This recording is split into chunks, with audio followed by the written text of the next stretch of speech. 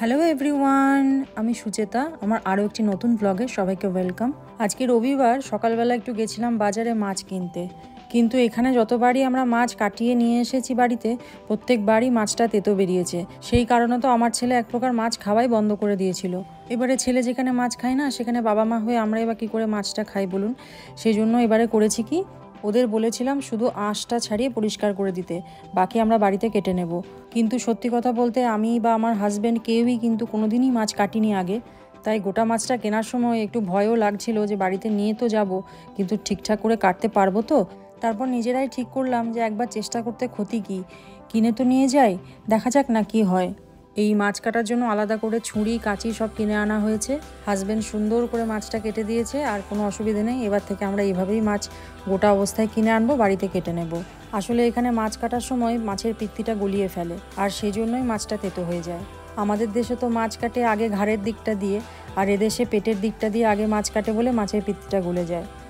আসলে ওই মাছের মাথাটা দিয়ে একটু লাউয়ের তরকারি বানিয়ে দিয়েছি। দুবাইতে তো প্রায় সবই ফ্রোজেন মাছ, সেই জন্য কি হয়, মাথাটা যখন বেশি দিন ফ্রিজে স্টোর করে রাখা থাকে, তারপর যখন রান্না করি তখন সারা বাড়ির ভেতরটা না খুব বাজে একটা গন্ধ বেরোয়। আর আপনারা তো আগেই দেখেছেন যে আমাদের ফ্ল্যাটের কোনো জানলাই খোলা যায় না, অথচ মাছের গন্ধটা সারা ঘর প্রায় সারা দিনই থেকে যায়।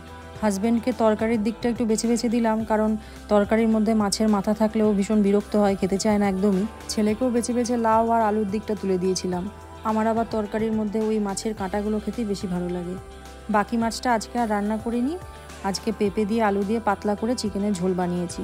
সপ্তাহের মাঝে চিকেন হোক আর না হোক, এই রবিবারে পাতলা করে চিকেনের ঝোলটা না হলে ঠিক জমে না। ছেলে ওর সোয়েটারটা স্কুলে হারিয়ে এসেছে, সেই কারণে এখন আমরা যাচ্ছি ওর স্কুলের একটা সোয়েটার কিনতে। রোজ সকালবেলায় স্নান করে স্কুলে যায়, তারপর স্কুল বাসে এসি চলে, স্কুলের ভেতরেও এসি চলে, যার জন্য সকালবেলায় খুব ঠান্ডা লাগে। সেজন্য রোজই সোয়েটার পরে ওকে স্কুলে যেতে হয়। তবে খুব অবাক লাগছে জানেন, স্কুলে একটা পেন্সিল ইরেজার ফেলে এলেও পরের দিনকে স্কুলে গিয়ে সেটা পেয়ে যায়, কিন্তু সোয়েটারটা কি অদ্ভুতভাবে হারিয়ে গেল, কোথাও পাওয়াই যাচ্ছে না। ওদের স্কুলে লস্ট অ্যান্ড ফাউন্ডের একটা রুম আছে, সেখানে বাসে কেউ কিছু হারালে বা স্কুলের ভেতরে কেউ কিছু হারালে সেখানে গিয়ে জমা পড়ে। কিন্তু ছেলে আমার 2-3 দিন ধরে ওই চত্বরেই ঘুরঘুর করছে, কিন্তু সোয়েটার আর কোথাও পাচ্ছে না। আর এমনও নয় যে রাস্তার মধ্যে কোথাও পড়ে যাবে, কারণ ওরা ক্লাসরুম থেকে বেরিয়ে ডাইরেক্ট স্কুলের ভেতরেই স্কুল বাসে ওঠে, আর একদম আমার বাড়ির দরজাতে এসে নামে। যাই হোক, এখন যে গেছে তাকে যেতে দেওয়াই ভালো, ওটার পেছনে পড়ে থেকে আর লাভ নেই।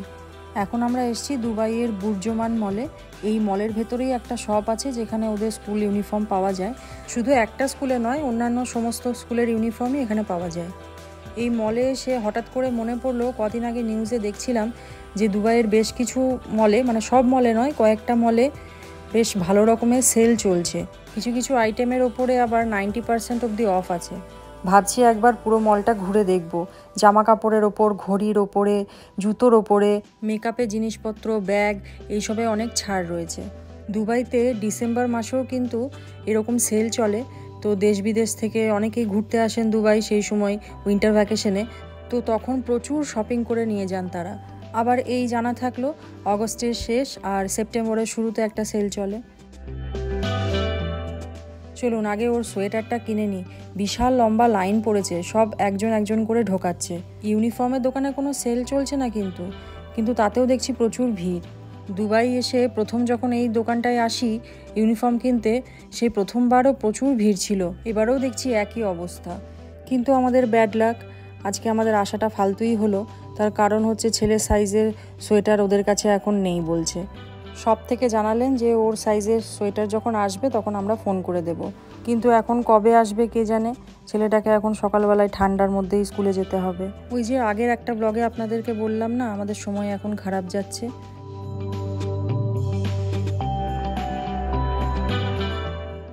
এদিকে অফারে ছেলের জন্য একটা লাঞ্চ ব্যাগ নিলাম, এটা ওর খুব দরকার ছিল। ওদের স্কুলের সমস্ত বাচ্চারাই এরকম লাঞ্চ ব্যাগ আলাদা করে স্কুলে নিয়ে যায়। ওদের সবাইকেই দেখেছি বই খাতার ব্যাগে টিফিন বক্স কেউ ক্যারি করে না।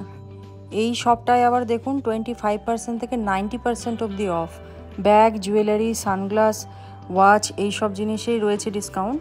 আর লোকজন প্রচুর শপিং করছে, প্রত্যেকটা দোকানে এত ভিড় রয়েছে আজকে কেউ কেউ আবার দেখছি 10-12টা করে ব্যাগ একসঙ্গে কিনেছেন, হয়তো কাউকে গিফট করবেন, ব্র্যান্ডেড জিনিস অফারে পাচ্ছেন। এই বিলিং কাউন্টারের লাইনটাই লক্ষ্য করে দেখুন, সবার হাতে একের অধিক জিনিস। এই মেকআপের জিনিসপত্রের ওপরও 50% অফ রয়েছে। ভাবছি কয়েকটা নেল পলিশ কিনবো। নোটের 4টে নেল পলিশ নিয়েছি, এক একটা নেল পলিশ 6 দিরাম করে নিল। এই নোট কসমেটিক্সের আউটলেট দুবাইয়ের বেশ অনেক মলেই আছে। আর হাজব্যান্ড দুটো ওয়ালেট নিয়েছে, ওই কাউকে যদি গিফট করতে হয় সেই পারপাসে। চলুন এবার বাড়ি ফিরি। এসেছিলাম সোয়েটার কিনতে, আর কিনে নিয়ে যাচ্ছি অন্য কিছু। ভাবছি এখন মেট্রো করেই বাড়ি ফিরবো। এই বুর্জমান মলের একেবারে পাশেই রয়েছে মেট্রো স্টেশন, আর মেট্রোতে উঠলে পরে আমাদের মেট্রো স্টেশন হচ্ছে বুর্জ খালিফা মেট্রো স্টেশন। তবে বুর্জ খালিফা মেট্রো স্টেশনে নামার পর দুবাই মলের ভেতর দিয়ে আমাদের একটু হেঁটে যেতে হবে। আর দুবাই মল থেকে আমাদের বাড়ি হাঁটা পথে ওই 5 মিনিট।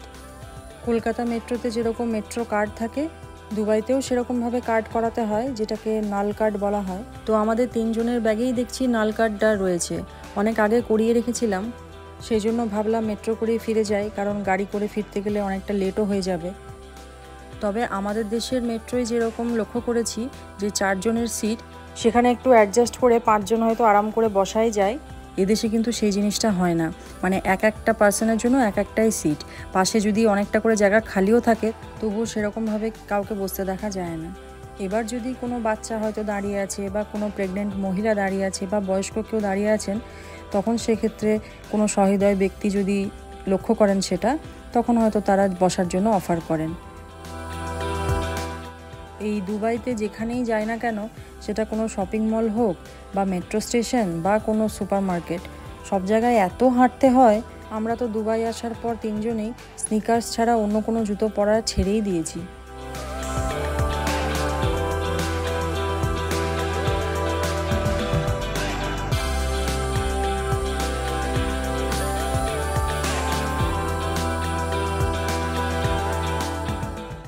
বাড়ি ফিরে এলাম, অনেকটা রাতও হয়ে গেছে। মলের ভেতরে আজকে যা ভিড় ছিল, ওখানে বসে যে কোথাও ডিনার করে আসবো সেই উপায়ও ছিল না। আর সত্যি কথা বলতে খিদে পেটে ইচ্ছেও করে না অন্যের সঙ্গে জায়গা নিয়ে মিউজিক্যাল চেয়ার খেলি। সেই জন্য রাস্তা থেকে অর্ডার করে দিয়েছিলাম ফিশ ফিঙ্গার আর চিকেন বিরিয়ানি, যাতে বাড়ি ফিরেই সঙ্গে সঙ্গে খাবারটা পেয়ে যাই। দুবাইয়ের সিটি অফ জয় থেকে আমাদের প্রত্যেকবার বিরিয়ানি আনা হয়। তবে দুবাইতে আরসালান, আমিনিয়া এই সমস্ত দোকানগুলোও আছে, ওইগুলো এখনও আমরা ট্রাই করিনি দুবাইতে এসে।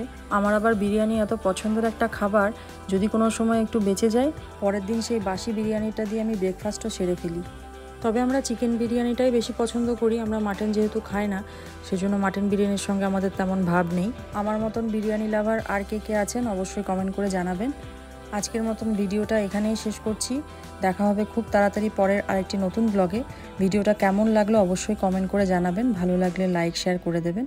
সবাই খুব ভালো থাকবেন, সুস্থ থাকবেন।